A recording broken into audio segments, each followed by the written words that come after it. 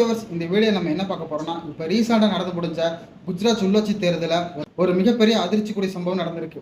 அது என்னன்னா 100% முஸ்லீம்கள் வார இடத்துல ஒரு இந்து வேட்பாளர், அதுவும் ஒரு பெண் எப்படி வென்றாங்க அப்படிங்கிற விஷயத்த பார்க்க போறோம். இப்போதான் நம்ம வீடியோ பார்க்குறீங்க, மறக்காம சப்ஸ்கிரைப் பண்ணி வீடியோ ஸ்கிப் பண்ணாம பாருங்க. குஜராத்தை பொறுத்த வரைக்கும் சங்கிகளோட ஆட்சி தான் அங்கே நடக்கும். RSS பிஜேபி தான் அங்கே ஆட்சி நடத்திட்டு இருக்காங்க.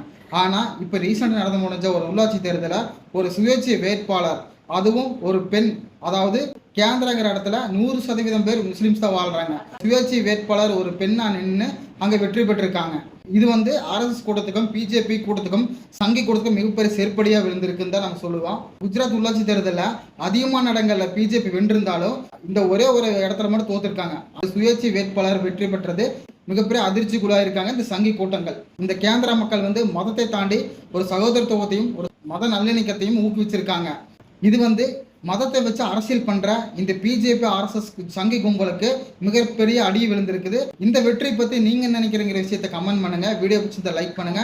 மறக்காம இது போன்ற விஷயங்கள் வேணும்னா மறக்காம நம்ம சேனலை சப்ஸ்கிரைப் பண்ணுங்க.